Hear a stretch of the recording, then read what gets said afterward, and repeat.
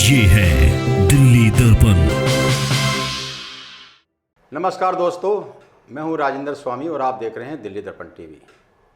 दोस्तों, इस 15 जनवरी 2026 से एक नया एक्ट उच्च शिक्षण संस्थानों में लागू हुआ है, जिसमें उच्च शिक्षण संस्थानों में समानता को लागू करने के लिए कुछ प्रावधान किए गए हैं।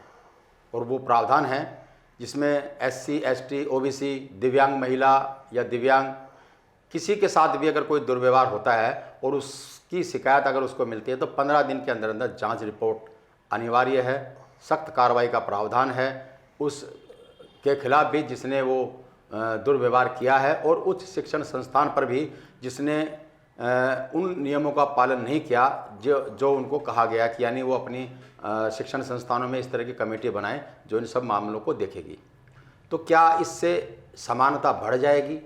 और आप जानते हैं कि देश में इस समय जो माहौल है, जिस समानता की हम बात कर रहे हैं, हिंदू मुस्लिम विवाद आप देख ही रहे हैं, और आजकल एक विवाद और चल रहा है जो शंकराचार्य है ज्योतिषपीठ के अभी मुक्तेश्वरानंद, उनके साथ जो आप देख ही रहे हैं, खबरें रोज़ मीडिया में आ रही हैं कि किस तरह से संत समाज दो भागों में बटा हुआ है। कहना मुश्किल है कि सियासत में धर्म घुस गया है या धर्म में राजनीति आ गई है। तो ये सब एक बड़ा अजीब सा माहौल पूरे देश में हो गया है, और जितनी समानता की, एकता की हम बात करते हैं और मामला उल्टा हो रहा है। तो अब ऐसा ही एक और मोदी सरकार का जो फरमान आया है जिसमें उच्च शिक्षण संस्थानों में OBC, SC, ST और जो महिलाएं हैं, दिव्यांग हैं, इन सब के खिलाफ अगर कोई दुर्व्यवहार की शिकायत होती है तो उस पर सख्त कार्रवाई होगी। इसको लेकर के स्वर्ण समाज में बड़ी भारी चिंताएं हो गई हैं। क्या है वो चिंताएं, और क्या ये जो फैसला है ये कोई समानता का माहौल बनाने के लिए है या इसके पीछे भी कोई सियासत है, कोई राजनीति है? क्या ये दलित, OBC, SC, ST, दिव्यांग महिला, इन सब के वोट बैंक को साधने की कोशिश है? तो इन सब पर बात करने के लिए मेरे साथ वरिष्ठ पत्रकार चरण सिंह राजपूत मौजूद हैं। कई बार आपने दिल्ली दर्पण टीवी पे इनको आपने देखा होगा। तो इसी सब पे जो चरण सिंह जी, तो ये इस पर जो चर्चाएं चल रही हैं और बड़ी चिंताएं, मेरी कुछ लोगों से बात हुई है जिनका ये कहना था कि ये समानता नहीं लाएगा बल्कि ये दुरुपयोग भी इसका बढ़ जाएगा, इस तरह की शिकायतें हैं। तो इस सारे फैसले को आप किस तरीके से देखते हैं? देखिए स्वामी जी, अक्सर देखा गया है कि इस तरह के जो कानून होते हैं उनका दुरुपयोग होने लगता है। देश में कानून की कमी नहीं है, देश में कानून मानने वाले और उसका पालन कराने वालों में कमी है। जो हमारे देश में कानून है, संविधान में पहले से ही कानून है, यदि उनका सही ढंग से पालन हो जाए, उनका पालन कराने वाले जो जिम्मेदार लोग हैं वो अपनी जिम्मेदारी समझना लगे, या जो कानून का पालन करने वाले लोग हैं वो अपनी जिम्मेदारी समझना लगे, तो इस तरह के कानून की ज़रूरत है नहीं। बेसिकली दिक्कत कहाँ स्वामी जी, कि जितने भी राजनीतिक पार्टियाँ हैं, चाहे वो सत्ता पक्ष की पार्टी हो या विपक्ष की पार्टी हो, ये सारा फोकस इनका जो है अपने वोट बैंक पर होता है कि वोट बैंक कैसे बनाया जाए।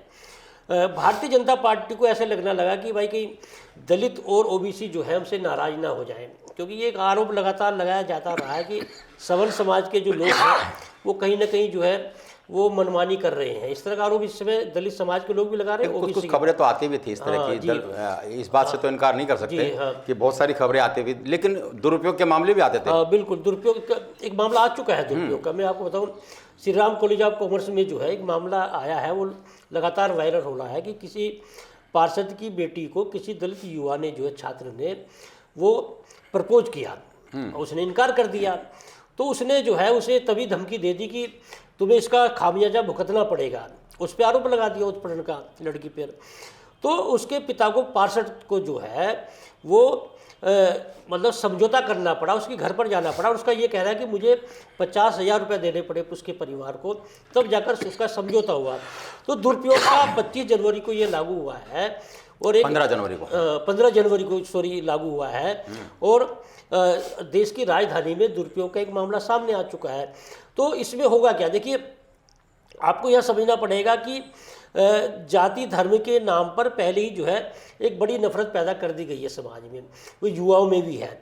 और उच्च शिक्षण संस्थाओं में जो है जो युवा होते हैं, युवा एक बेसिकली ये माना जाता है कि उस समय बड़ा जोश होता है, उत्साह होता है, उस समय ये होता है भाई मैं जो कर रहा हूँ या बोल रहा हूँ वो सही बोल रहा हूँ। और उन परिस्थितियों में और दलित जो है कहीं ना कहीं से ये देश के जो राजनीतिक दल हैं, चाहे वो सत्ता पक्ष के और विपक्ष के, इन्होंने सवर्ण को लेकर, दलित को लेकर, ओबीसी को लेकर एक कहीं ना कहीं जो है खाई पैदा कर दी है, कहीं ना कहीं एक नफरत पैदा कर दी है। तो पहले से उनके मन में दलितों के या ओबीसी के सवर्ण जो छात्र रहेंगे, एक पहले से इस तरह का माहौल है और ये मौका मिल जाएगा। तो ऐसे में क्या ये इसका मतलब दुरुपयोग होने की संभावना नहीं है। मैं दावे के साथ कह सकता हूँ कि इस एक्ट का दुरुपयोग होगा, और दुरुपयोग होगा तो माहौल खराब होगा। उस शिक्षण संस्थान में बच्चे अपने भविष्य बनाने जाते हैं और वहाँ पर इस तरह का माहौल बनेगा तो शिक्षण संस्थानों का भी माहौल खराब होगा और छात्र छात्राओं में आपस में भी मनमुटाव होगा। यही वजह है कि सवर्ण समाज में जो है वो पश्चिम उत्तर प्रदेश में आप चले जाइए, मुजफ्फरनगर में, मेरठ में आंदोलन हो चुका है। भूमिहार ब्राह्मण महासभा के राष्ट्रीय अध्यक्ष हैं मांगेराम त्यागी, उन्होंने ऐलान कर दिया है कि यदि ये कानून वापस नहीं हुआ तो किसान आंदोलन की तर्ज पर पूरे देश में आंदोलन छेड़ा जाएगा। अच्छा, मैं थोड़ा सा आपको टोक रहा हूँ जी। ये अचानक कोई मांग नहीं थी, कोई कुछ नहीं थी, अचानक इस तरह का कानून लाना, आपको इसकी टाइमिंग को लेकर के कुछ होता है क्या? क्या ये कोई वोट बैंक साधने की कोशिश है क्या? मैं इसलिए भी कह रहा हूँ क्योंकि SC ST OBC और बीजेपी के पक्ष में कभी SC ST रहे नहीं, ज़्यादातर बहुत तायत में हम देखें तो क्या उनको ये साधने की कोशिश है? क्योंकि तमाम हथकंडे अपना लिए, लालच दे दिया, सब कुछ हो गया, लेकिन ये वोट बैंक बीजेपी से उस तादाद में जुड़ नहीं पाया जो किसी भी नई पार्टी से जुड़ जाता है लेकिन बीजेपी से नहीं जुड़ता। तो क्या ये उस वोट बैंक को साधने की कोशिश है? क्या ये बीजेपी को ये दाव उल्टा पड़ सकता है? देखिए स्वामी जी, बात तो यही है, अब तो कोई मांग भी नहीं कर रहा था और सवर्ण समाज तो बीजेपी का जो है कट्टर वोट बैंक माना जाता है। आज जो हम लोग लगातार बोलते हैं कि साहब अंधभक्त अंधभक्त किसके लिए बोलते हैं हम लोग? तो बीजेपी का जो वोट बैंक है, जो सवर्ण वोट बैंक, उसी के लिए बोल रहे हैं ना उसमें से। और उस वोट बैंक को जो है आपने ओबीसी SC ST के लिए जो है नाराज कर दिया। वो सामने लोग सड़कों पर उतर चुके हैं, राजा भैया की बात सामने आ रही है और कई लोग जो है जो ठीक ठाक समाज के लोग हैं, ब्राह्मण समाज में, राजपूत समाज में, वैश्य समाज में, वो लोग आंदोलन की पूरी तरह से चेतावनी दे चुके हैं। तो एक बड़ा प्रश्न ये उठता है कि क्या भारतीय जनता पार्टी के दिमाग में ये है कि भाई सवर्ण समाज तो अपना है ही है, क्या भारतीय जनता पार्टी सवर्ण समाज को अपना बंधुआ वोट बैंक मानती है? आपको मांग, जब कोई मांग नहीं कर रहा था, इस समय कोई ऐसा मामला भी नहीं आया सामने किसी उच्च शिक्षण संस्थान में उत्पीड़न का, तो आपको ऐसी क्या जरूरत थी कि साहब आपने UGC एक्ट जो है बना दिया, उसमें पहले SC ST थे, अब आपने OBC भी जोड़ दिया। ये सीधा सीधा वोट बैंक का मामला है। भारतीय जनता पार्टी के दिमाग में अब ये बात आ चुकी है, जैसे OBC के नेता हैं आपके तेजस्वी यादव हैं बिहार में, उत्तर प्रदेश में अखिलेश यादव हैं, तमाम नेता जो है विपक्ष में OBC के नेता हैं जो लगातार जो सरकार को घेर रहे हैं। इधर दलितों में आप देख लीजिए, मायावती हो, चंद्रशेखर आज़ाद हो, वो तमाम नेता जो है वो भी कहीं ना कहीं सरकार को घेर रहे हैं। तो अब आगे चुनाव, आपके पश्चिम बंगाल में चुनाव आने अच्छा, वाला है। उन सबको एक तरह से झटका देने के लिए ये लाया गया कि OBC भी जो वर्ग अखिलेश के, तेजस्वी के साथ जुड़ा है, या मायावती या चंद्रशेखर दलित वर्ग जो जुड़ा है, उनको झटका देने के लिए या उनकी उसके दबदबे को उस वर्ग में कम करने के लिए ये लाया गया हो? देखिए स्वामी जी, राजनीतिक दल जो है जो भी सत्ता में आते हैं, उन बड़ा दुर्भाग्य देश का ये है कि उन्हें SC ST के लिए OBC के कानून काम तो पहले नहीं, बना हुआ था, 2012 का जो बना हुआ था अरे भाई काम कीजिए ना। यदि आप SC ST OBC के लिए इतनी हमदर्दी आपके मन में, काम कीजिए, उन्हें रोजगार दीजिए, उन्हें सुविधाएं दीजिए, उन्हें उच्च शिक्षा संस्थान में उन्हें आप सुविधाएं दीजिए, कौन मना कर रहा? आप जो है कानून बनाकर ये आप साबित करना चाहते हैं, या आप ये दर्शा रहे हैं कि इनके साथ में उत्पीड़न हो रहा है या इनके साथ में इनका शोषण होता है, आप दर्शा रहे हैं। तो पहले से ही जो है एक तरह से मनमुटाव जो था, नफरत थी, आप उसे बढ़ा रहे हैं। ये सीधा सीधा वोट बैंक का स्वामी जी मामला है। इन्हें ये लग रहा है कि भारतीय जनता पार्टी को कि अब आने वाले चुनाव में हमें SC ST और OBC की सहानुभूति चाहिए कि ये एक्ट हम लागू कर देंगे तो हमें सहानुभूति मिल जाएगी। अब प्रधानमंत्री जो तो बड़े मन से बोलते भी हैं कि साहब मैं OBC समाज से हूँ, तो जो प्रधानमंत्री बोलना लगे मैं OBC समाज से हूँ, और किसी सूबे के मुख्यमंत्री बोलना लगे मैं राजपूत समाज से हूँ, या कोई बोलना लगेगा पूर्व मुख्यमंत्री साहब मैं तो कृष्ण का वंशज हूँ, तो आप भाई जमीनी मुद्दे तो कोई उठा ही नहीं रहा है, किसी भी, ना विपक्ष के नेता उठा रहे हैं, ना सत्ता पक्ष के उठा रहे हैं। आप रोजगार का मुद्दा कोई उठाने को तैयार नहीं है, कानून व्यवस्था का मुद्दा कोई उठाने को तैयार नहीं है। अरे भाई उच्च शिक्षण संस्थान में दलित OBC के जो बच्चे पढ़ रहे हैं, आप उनको रोजगार देने की क्या व्यवस्था कर रहे हैं? आप लाइए ना कोई कानून ऐसे कि इन जो इतने परसेंट जो उच्च संस्थान में विद्यार्थी लाएंगे उन्हें रोजगार, उन्हें कंपलसरी गारंटी दीजिए उन्हें। आप उधर काम नहीं करेंगे, आप जो लोगों को जो है एक तरह से भ्रमित करने के लिए, लोगों को आपस में बांटने के लिए इस तरह के कानून लागू कर देंगे। निश्चित रूप से SC ST क्या उत्पन्न होता था, OBC का तो नहीं होता था। आप मुझे बताइए, अब कहने को तो आरक्षण दे रखा है, लेकिन आरक्षण है कहाँ? सारे प्राइवेटाइजेशन हो चुका है और प्राइवेट सेक्टर में आरक्षण लागू नहीं है। स्वामी जी मुझे बताइए, आप OBC में जाट समाज, गुज्जर समाज, जाटों का, गुज्जरों का कोई शोषण कर सकता है उच्च शिक्षा संस्थानों में? कोई उत्पीड़न कर सकता है? मुझे बताइए, हिंदुस्तानी कौन सी ऐसी जाति है जो जाटों का, गुर्जरों का उत्पीड़न कर देगा किसी उच्च संस्थान में? ये विशुद्ध रूप से ये वोट बैंक की राजनीति है। मुझे ऐसा लगता है, यदि आप मेरी व्यक्तिगत राय जानेंगे तो एक गांव में कहावत है कि आ बैल मुझे मार। तो ये भारतीय जनता पार्टी ने UGC एक्ट लाकर जो है आ बैल मुझे मारने वाली जो कहावत को चरितार्थ कर दिया। उधर शंकराचार्य जी, अरे भाई आप ये कह रहा था कि समानता की बात कर रहे हैं, और अब अभी बीजेपी ने एक ऐलान भी किया है कि वो देश भर में 80,000 स्थानों पर हिंदू सम्मेलन का आयोजन कर रहे हैं। तो दिल्ली में एक ऐसे सम्मेलन में मैं भी गया था जहाँ बड़े बड़े नारे दिए जा रहे थे कि आप भाषा, प्रांत, जाति और इन सब से ऊपर उठ करके गर्व से कहो हम हिंदू हैं, और हिंदू को संगठित करने की हम बात कहते हैं वो। लेकिन जहाँ हिंदू तो संगठन हो गया, नीचे क्या करना चाहते हो आप? लेकिन ऊपर हम देख रहे शंकराचार्य जो हिंदुओं के सबसे बड़े धर्मगुरु हैं, जो क्या सही है क्या गलत है, जो इस बात का निर्णय करते हैं, जो हमारा धर्म का जो पथ प्रदर्शक है, वही आपस में बटा हुआ है। तो मैं भी तो वो उनमें समानता नहीं है। आप मुझे बताइए, आप हिंदुत्व की कहाँ बात कर रहे हैं जब प्रधानमंत्री जी खुद कह रहे हैं मैं OBC समाज से हूँ? प्रधानमंत्री जी या तो बोला मैं भारतीय हूँ या मैं हिंदू हूँ, बोले क्या साहब मैं OBC समाज, आपने बांट दिया। मुख्यमंत्री बोले मैं राजपूत समाज से हूँ, तो आप हिंदुत्व की बात कर कहाँ रहे? आप कह रहे साहब जाति धर्म की बात नहीं होगी, आप तो खुद ही घुसेड़ दे रहे। मैं RSS से, इनका मात्र संगठन है भारतीय जनता पार्टी का। RSS के लोगों की यदि आप मानसिकता देखेंगे, लोगों को, मैं भी बैठता हूँ, मेरे मित्र भी काफ़ी उसमें से, वो दलित को हिंदू मानने को तैयार नहीं है।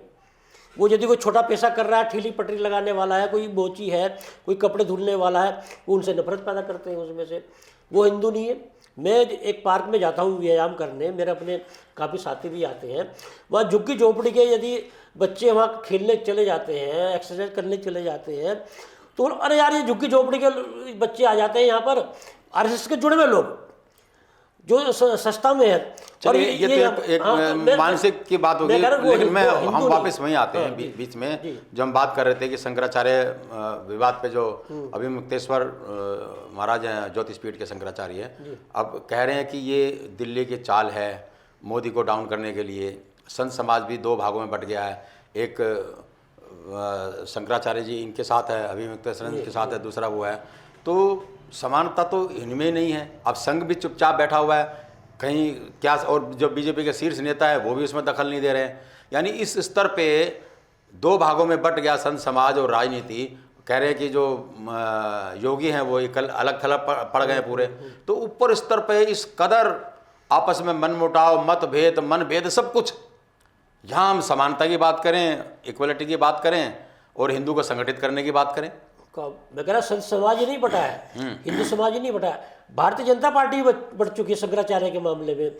योगी आदित्यनाथ अड़े हुए हैं। योगी आदित्यनाथ तो तमाम आरोप लगा रहे हैं शंकराचार्य पर, और शंकराचार्य भी जो है योगी आदित्यनाथ पर, उन्होंने तो बोल दिया ये तो औरंगजेब की औलाद है। योगी आदित्यनाथ के लिए बोला कि औरंगजेब को कहते हैं साहब मंदिर तुड़वा देते, बनारस में इतने मंदिर तुड़वा दिए, इनकी सरकार है। इधर योगी आदित्यनाथ भी खुलकर मोर्चा ले रहे हैं, और उधर केशव प्रसाद मौर्य क्या बोल रहे हैं? वो तो पूजनीय बता रहे हैं। वो केशव प्रसाद मौर्य कह रहे भाई हम माफी मांगते हैं, शंकराचार्य हमारे पूजनीय। तो फाड़ शंकराचार्य में नहीं है, फाड़ भारतीय जनता पार्टी में भी है। केशव प्रसाद मौर्य डिप्टी CM, एक आपके CM जो है अड़े हुए हैं, उन्हें कहा स्नान करने से रोक दिया, नहीं साहब आप आम आदमी तरह जाइए। और जो आपके डिप्टी CM केशव प्रसाद मौर्य वो जो पूजनीय बता रहे हैं, माफी मांग रहे हैं। तो क्या भारतीय जनता पार्टी भी 2 फाट में जो पड़े घुमा फिरा। आपको लग रहा है कि एक तो जो शंकराचार्य मुद्दे पे जो 2 भागों में बीजेपी बट गई, संघ भी चुपचाप मुंह घर से बना हुआ है, संत समाज भी बट गया, और ऊपर से अब ये UGC का जो समानता लाने के मकसद से जो आरक्षण दिया है, ये बड़ी गलती है मोदी की। और क्या ये वापस लेना पड़ सकता है क्या? बिल्कुल निश्चित रूप से ये भारतीय जनता पार्टी को, केंद्र सरकार को वापस लेना पड़ेगा। मेरा अपना मानना ये है कि क्योंकि सवर्ण समाज जो है, जो नाराज हो रहा है और आंदोलन जो जिस तरह से छिड़ने जा रहा है और कई जगह जगह आंदोलन शुरू हो भी चुका है, तो कम से कम अपना वोट बैंक तो नहीं खोने देंगे भाई। भारतीय जनता पार्टी में भी, सरकार, केंद्र सरकार में भी, प्रदेश सरकार में भी सवर्ण समाज के लोग भी तो है ना। राजनाथ सिंह कौन है, योगी आदित्यनाथ कौन है, नितिन गडकरी कौन है, ये अमित शाह कौन है।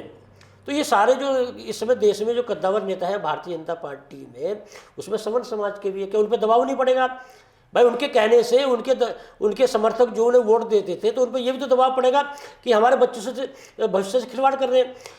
सवर्ण समाज के लोग ये मान चुके हैं इसे यूजीसी एक्ट को लागू करने के बाद में कि हमारे बच्चों के भविष्य से खिलवाड़ किया जाएगा, और कोई भी छात्र जो है यदि वो जेल चला जाएगा या उस पर यूजीसी एक्ट लग जाएगा तो वो कहीं ना कहीं डिस्टर्ब भी होगा, उसका भविष्य से भी खिलवाड़ होगा। यदि कोई छात्र जेल चला जाता है किसी एक्ट, मेंटली भी डिस्टर्ब हो जाता है। बिल्कुल। तो वो ये मान रहे हैं आप तो हमारे बच्चों से उच्च शिक्षण संस्थान में बच्चे क्या करने जाते हैं, अपना भविष्य संवारने जाते हैं, और उन्हें डर लगा रहेगा कि साहब हम पे कोई आरोप ना लगा दें। एक तरह से कहीं ना कहीं उन पर दबाव भी बनाया जाएगा कि ये लोग डर के रहें, नहीं तो हम अब छात्रों को तो होता है, हम भी विद्यार्थी जीवन में जो हमारे आपस में टकराव होते थे तो हम एक दूसरे की कमियाँ ढूंढते थे। तो ओबीसी और एससी एसटी के जो छात्र रहेंगे, एससी एसटी के, तो वो उन्हें कमजोरी दिखाई दे जाएगी सवर्ण समाज के छात्रों की। देख ले भाई, ढंग से रहना ठीक है, नहीं तो हम तो आरोप लगा देंगे, वो वैसे ही भयभीत रहेंगे। तो सवर्ण समाज, मैं ये नहीं कह रहा दुरुपयोग होगा, नहीं भी हो सकता है थोड़े या आंशिक स्तर पे हो, लेकिन सवर्ण समाज इसे डर का माहौल तो है अभी इसके अंदर। मेरे एक दोस्त हैं जो एक बड़े उच्च शिक्षण संस्थान में अच्छे पद पर हैं, वो कह रहे थे कि वो डरे डरे रहते हैं कि कहीं कोई कुछ भी आरोप लगा देगा। और अब तो ये आपने कानून बना दिया तो डर का माहौल तो ये बढ़ जाएगा। फिर अब एक हथियार तो उन्होंने दे दिया है। अब आप एक तरफ कह रहे हो कि जो सवर्ण वर्ग है वो प्रेशर बनाएगा इन पे, और बीजेपी तो मान के चल रही है कि ये तो हमारे हैं ही, लेकिन एससी एसटी और ओबीसी भी हमारे साथ आ जाता तो फिर बीजेपी के विजय रथ को कौन रोक सकता है। लेकिन क्या उस फैसले से सवर्ण समाज के अगर लोग नाराज़ होते हैं, वो तबका नाराज़ होता है, तो एक बड़ा तबका जोड़ भी तो सकता है ओबीसी एसटी कि भाई एक बहुत अच्छा हथियार मोदी ने दे दिया है। आप मुझे बताइए कि विपक्ष के किसी नेता ने, सत्तारूढ़ पार्टी के छोड़ दीजिए, वो तो भाई सरकार का मामला करेंगे, विपक्ष के किसी स्थापित पार्टी के एक नेता ने यूजीसी एक्ट की तारीफ की है, या किसी दलित समाज के या ओबीसी समाज के किसी सामाजिक संगठन ने तारीफ की है? वो लोग सब समझ रहे हैं ये सब वोट बैंक की राजनीति है। तारीफ कैसे करेंगे? तारीफ करने का मतलब है आप एक सुविधा, एक जो पावर, एक जो ओबीसी एससी एसटी को दी है, आप उसकी तारीफ कैसे कर लेंगे? वो ये तो उधर चल, राजनीतिक कारणों से नहीं हो सकती वो। नहीं, राजनीतिक, चलो राजनीतिक पार्टी को छोड़ दीजिए, किसी सामाजिक संगठन तो नहीं की है भाई। एससी एसटी के कितने सामाजिक संगठन है, दलित सेना है, तमाम संगठन है, ऐसे ओबीसी के कितने संगठन है, यादव समाज के अपने संगठन है, जाट समाज के अपने संगठन है, गुज्जर समाज के अपने संगठन है, या किसी संगठन ने तारीफ की है? वो लोग सारे समझ रहे हैं ये वोट बैंक की राजनीति है, और भारतीय जनता पार्टी को ये लगने लगा है कि आने वाले समय में हमारी सत्ता जो है हमसे फिसल सकती है, और वो एससी एसटी और ओबीसी के लोगों की वजह से फिसल सकती है। तो इनकी सहानुभूति कैसे बटोरनी है, उसके चलते जो है ये यूजीसी एक्ट लाया गया। हालांकि हो सकता है भारतीय जनता पार्टी सवर्ण समाज के जो जिम्मेदार लोग हैं उन्हें समझाने लगे, अरे नहीं भाई, हम लोग तो मजबूत होंगे, आप लोग भी मजबूत होंगे। लेकिन जिस तरह की खबरें आ रही, मेरे भी संपर्क में काफ़ी लोग इस तरह से वो लोग थे जो कभी भारतीय जनता पार्टी के खिलाफ कुछ सुनना ही नहीं पसंद करते थे, लड़ने मारने को तैयार हो जाते थे, वो लोग खुल के सामने आ गए हैं कि भाई ये तो बल्कि पोस्ट डाल रहे हैं कि प्रधानमंत्री नरेंद्र मोदी और गृह मंत्री अमित शाह तो हमारे बच्चों का भविष्य बर्बाद करने में लग गई है। अब पोस्ट डाला, भारतीय जनता पार्टी का जो कट्टर वोट बैंक रहा सवर्ण समाज में, राजपूत समाज, ब्राह्मण समाज, वैश्य समाज, उनके जिम्मेदार लोग जो हैं अब पोस्ट डाल रहे हैं उसमें से, और बोल रहे हैं कि साहब ये जो है पोस्ट की अब प्रधानमंत्री नरेंद्र मोदी, गृह मंत्री अमित शाह को हटाओ और अपने बच्चों का भविष्य बचाओ। इस तरह की पोस्ट लगाते सोशल मीडिया पे वायरल हो रही है, और इन्हीं का वोट बैंक है। तो मेरा अपना मानना ये है कि इन्हें ये एक्ट वापस लेना पड़ेगा। जैसे दलित एक्ट आपने पिछले दिनों देखा होगा कि दलित एक्ट जो है उसमें छूट दे दी गई थी। पहले क्या था कि अब जांच नहीं होती थी उसमें से। अब यदि आपको होगा, दीपक मिश्रा जब चीफ जस्टिस थे सुप्रीम कोर्ट में, तो उन्होंने जो है उस एक्ट को जो है हटा दिया था कि नहीं भाई जांच होनी चाहिए। जांच क्यों नहीं होगी उसमें से? तो दलित समाज सड़कों पे उतरा उस समय पूरा, तो वो एक्ट वापस लेना पड़ा सरकार को। किसान आंदोलन जो हुआ, जब किसान कृषि कानून में वापस लेना पड़ा, ड्राइवरों का मामला जब सरकार को लेना पड़ा। यूजीसी एक्ट वाला मामला तो इनका अपना वोट बैंक है, जब इनका अपना वोट बैंक बिदक जाएगा ये तो अपना इन पर दबाव पड़ेगा। तो ये तो बहुत अच्छी फजीयत हो जाएगी फिर। फजीयत स्वामी जी, नेताओं को, पार्टियों को काहे की फजीयत? कृषि कानून में आपने देखा नहीं है, यही लोग बोल रहे थे ये नक्सली हैं, ये तो पाकिस्तान से मिले हुए हैं, ये नकली किसान है। तो वही प्रधानमंत्री जी ने माफी जब एक्ट लेकर के आए तो मास्टर स्ट्रोक, और जब वापस ले लिया तो भी मास्टर स्ट्रोक। प्रधानमंत्री ने माफी मांग ली आगे बढ़ के। तो इन्हें सत्ता के लिए ये लोग कुछ भी करने का, मैं भारतीय जनता पार्टी की बात नहीं कर रहा हूँ, मैं सारी पार्टी की बात कर रहा हूँ। इन्हें फजीयत, नेता की डिक्शनरी में फजीयत शब्द कोई है ही नहीं है। सब अपने अपने, चाहे कांग्रेस हो, सपा हो, जो भी हो, अपने वोट बैंक को ध्यान में रख के वोट को हथियाने को, उसको लेकर के सारी की सारी ये अपने वोट बैंक बना रहे हैं बस।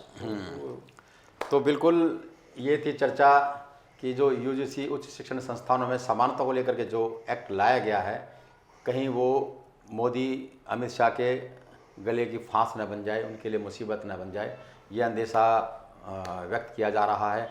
और जो खबरें चल करके आ रही हैं कि अभी से इस एक्ट का विरोध शुरू हो गया है, और समय आते आते कहीं ऐसा ना हो कि ये उग्र प्रदर्शन इस तरह का हो जाए कि बीजेपी जिस स्वर्ण वोट बैंक को अपना माने बैठी थी कि ये तो अपना है ही है, क्यों न ओबीसी, एसटी, एससी इन वोट बैंक पर निशाना साधाए, पता लगे कि आपको वो वोट बैंक तो मिला नहीं, ऊपर से जो आपका परंपरागत वोट बैंक था वो भी कहीं ना कहीं आपके हाथ से खिसक न जाए। तो ये बहुत बड़ी चिंता मोदी सरकार की है, प्रधानमंत्री नरेंद्र मोदी की खुद है।